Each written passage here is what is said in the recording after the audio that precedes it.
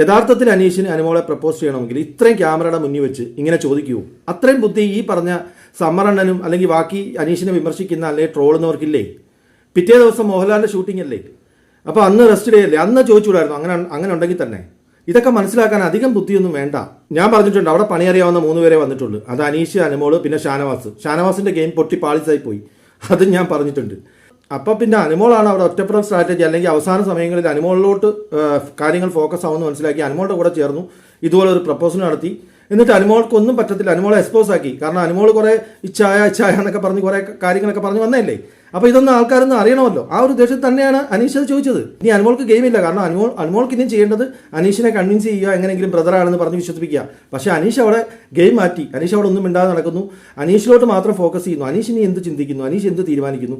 ഇനി അനീഷ് പോസിറ്റീവായിട്ട് വരും. രജിത് കുമാർ സാറിനെ പോലുള്ള ഒരാളോട് ചോദിച്ചു നോക്ക്. രജിത് കുമാർ സാർ നെഞ്ചത്ത് കൈവച്ച് പറ. രജിത് കുമാർ സാർ അവിടെ ഒറ്റപ്പെടൽ സ്ട്രാറ്റജി നടത്തിയ ഒരാളാണ്. ഇത് അനീഷിൻ്റെ ഗെയിമാണോ, അതോ അനീഷ് അവസാനത്തെ 10 ദിവസം അനുമോളോട് ഒരു പ്രേമം ചോദിച്ചിട്ട് ഇങ്ങനെ നിൽക്കാൻ